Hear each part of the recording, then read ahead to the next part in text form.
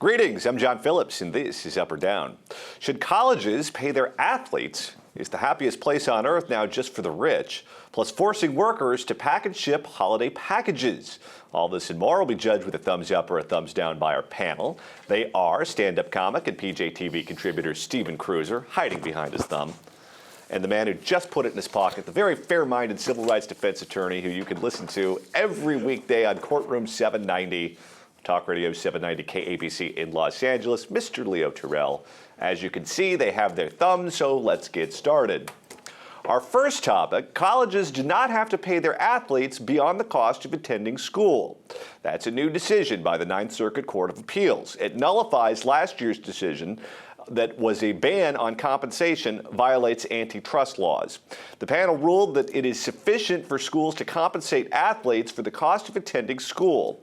They'll not receive any share of the billions in licensing revenue schools receive for big-budget football and basketball programs. The NCAA agrees with the decision, saying if college players were to be paid, it would be the downfall of amateur sports. So up or down, should colleges pay athletes? Leo Terrell. College pay athletes, a wise decision by the Ninth Circuit. They are paying the athlete with a golden-plated scholarship to go to USC, to go to Stanford. That's $200,000-$300,000. A scholarship to these high-priced universities is a ticket to a lifetime of employment. So I don't want college athletes to be paid. They're being paid with a college tuition-free scholarship. And some of these schools, that could be $500,000. You better believe it. And the alumni system, you go to a school like USC or Stanford, you can write your ticket anywhere. So they don't need any additional money. Cruiser. Period. As the parent of a senior in high school who's staring down the barrel of facing college tuition costs right now, the notion that they're not getting paid is absolutely ludicrous right now. What? They are getting paid. They are I'm agreeing with you, Leo. Good. No, they are getting paid. They're getting paid well. See, the way they always frame this is in the terms of, well, beyond attending the cost of school. The cost of school, I'm not, just forget Stanford, forget Harvard. You go to a state university right now, they're being paid $50,000 a year, okay? So this is, and the other part of this that never gets talked about, whenever they want to talk about this, they always talk about the guys who move on to professional sports. Not the majority of these athletes do not move on to professional sports. They need the degree. They need something else to help them get through life. So they are getting compensated, and the way people talk about this as if they're not is absolutely ridiculous. Let me play the devil's advocate here for a second. How about splitting the difference and saying, if you're a college athlete and you get injured while playing for your college, or practicing, or during a game, or whatever, and you cannot go on to the pros, or let's say you wanted to become a construction worker or some job that requires physical labor, and now you're limited in terms of what you can do, there's some kind of insurance program for them, some kind of employment insurance program, splitting the baby. No, because your assumption applies that they're employees. Look, as long as your scholarship is intact, the benefit of a scholarship, you know how many people like you and I, after we graduated, we have to pay our loans back? These guys get a full ride for free. So I say no, they're students, they're not employees. Your analogy assumes that they're employees. No way. Well, wait a minute. What if there's a game? What if it's a bowl game we're talking about here, okay, that generates millions and millions and millions of dollars? And that's not even taking into account the beer sales and the ticket sales and the T-shirt sales and everything else. And a player tears his ACL and he will never, ever, ever be able to play professionally ever again. Right. That guy assumes all the risk and gets none of the rewards. Well, let me tell you right now, if he's a number one draft choice or a death, he should get some insurance. He should get some insurance before his senior year in case of that catastrophic injury. But I want to make it clear, athletes are not employees. They are student athletes, and they're getting a free ride. I was going to Leo's point about that. Most of the high-profile athletes do get insurance. Right. And they're usually fine. Who pays the policy, though? The school generally, or the I was going to say athlete? a lot of times there's someone from the alumni club who finds a way to work around there, and somehow that insurance policy gets paid for, and it's not always coming out of the poor athlete's parents' pockets.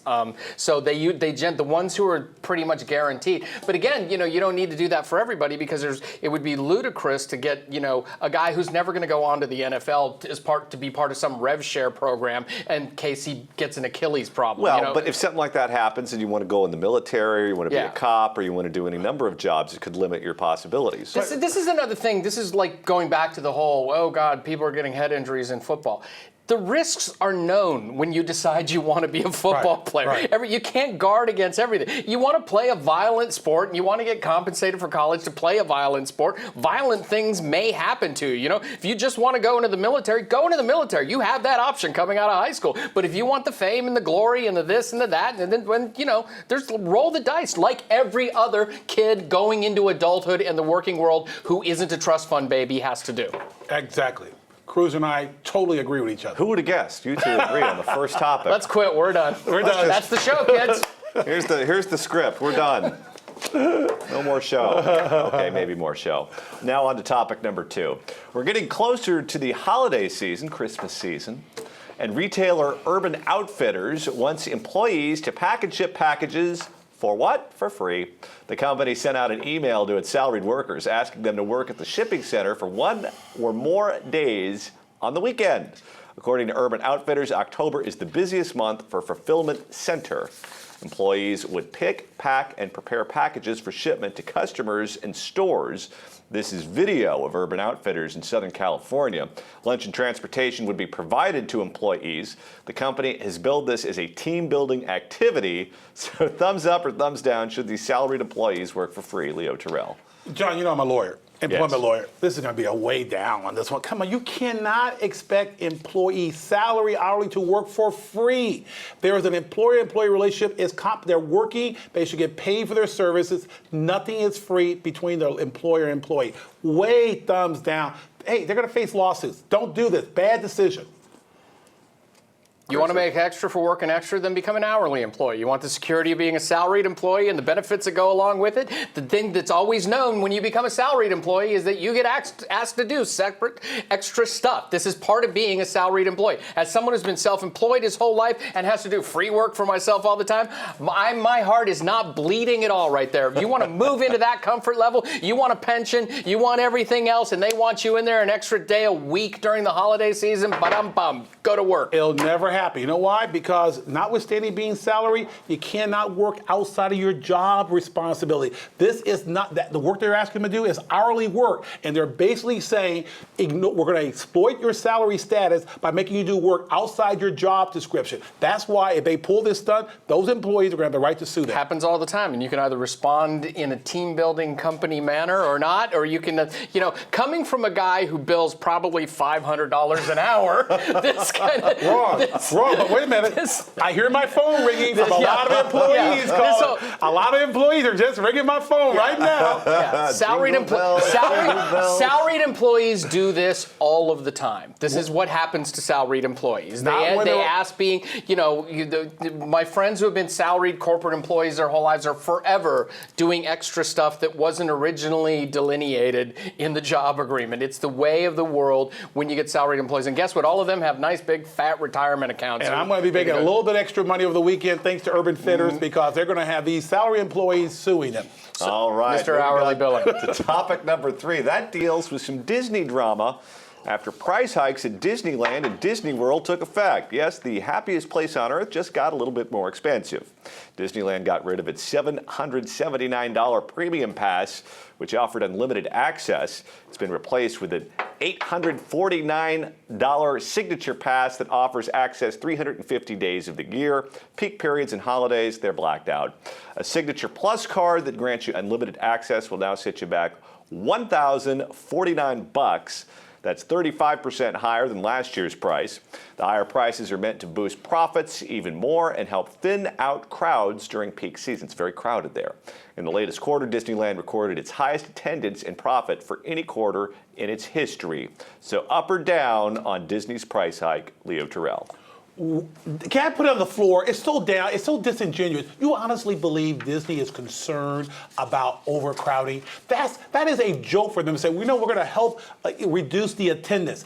They love this place to be bursting at the seam. They're relying on wealthy people from out of this country and out of state to pay for this. What happened was the middle class was trying to buy these tickets, and it was not intended for the middle class. It was intended for those people like Cruiser who got bankrolls of money, and it prices it's meaningless. So this is a bad idea, and their PR spin is wrong.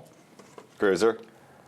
I mean, Disney's been too expensive for years, so I don't know where I am on this. It's like this particular price hike. This isn't in complete disagreement with Leo, but let me get nuance on this. This particular price hike, not so bad, because if you've got even a family of 3 and you want to go to Disneyland twice a year, you're going to spend that $1,000 already. Okay, so it's really not that outlandish for people that like to go more than once a year. I live in Southern California. I love Disney. I've always loved Disney. I've never felt the urge to go more than once a year. And that's still pretty pricey right now, which for me and my daughter, it's $200 just to get in. If I had a bigger family, it would be more than that. So this particular thing I don't think is that outlandish, but the place has been pricing itself away from regular people for quite a while. You know what? I've talked to people that go to Disneyland and they say that it's 2 hours in line to ride some of these popular rides.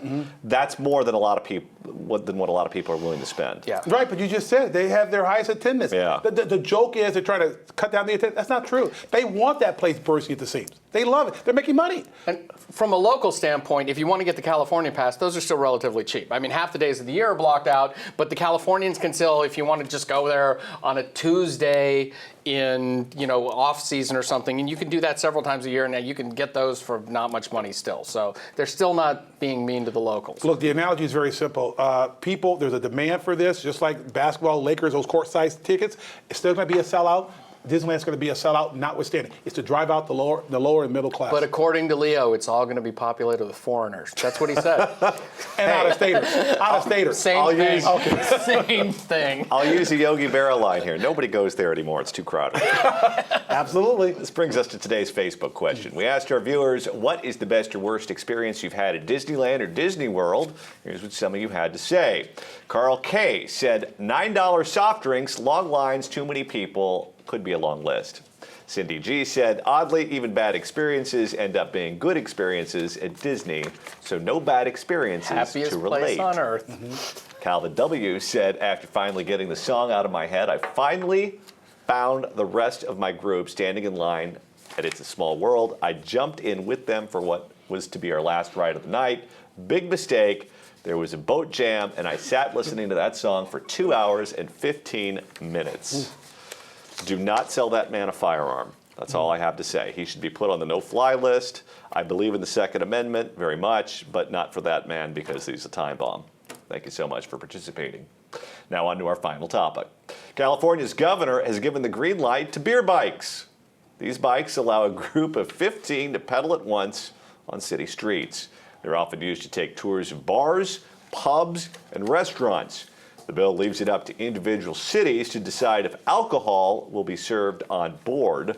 All that's needed is one sober driver for the entire group. Some say this promotes drunk driving and sets a bad example. Thumbs up, thumbs down on beer bikes. Definitely. Way up. As long as the driver is sober, what's wrong with that? It's a designated driver. It's very consistent. It's a great idea. I like it. It's innovative. I don't see why there should be a law against them, but if I want to sit down to have a beer, I don't want to work. Pedal around the city. I've got Uber if I want to do a tour of bars. I don't want to sit down and pedal all over. That's one of the dumbest. People who participate in that probably should have other rights taken away because they're so stupid, okay? Well, there's no reason for that right now. Oh, you want to go to the bar? Yeah, let's pedal! But it's all choice. Looks like the dentist chair at Gilligan's Island. Yeah, a couple shots and some yoga. No, this is like dumb. These people are dumb. No, the idea of that people don't know how to have a good time. That is choice, and we all believe in choice, freedom, and liberty. That's perfect. As long as the driver is sober, it's a great idea. Well, yes, I believe in the choice, but I'm judging. I'm judging heavily. Those people are idiots. Okay. I'm going to end on a legal question. Yes, sir. Is it possible to get a DUI on a John Deere lawnmower? If the John Deere is on a public street, yes. That's the answer. Public street, yes. I agree. Where in Los all in Angeles? Florida. Where in Los Angeles County are you running into drunk guys on John Deere lawnmowers? That's On a what I public need street. to know. Yeah. It's like, You can get a DUI on a lawnmower. John lives an interesting life. Or a tractor. That's going to do it for today's show. Go ahead and leave your comments in the comments section below. And don't forget to like us on Facebook at facebook.com/PJTV. I'm John Phillips for Stephen Cruiser and Leo Terrell. Thanks so much for watching and have a great weekend.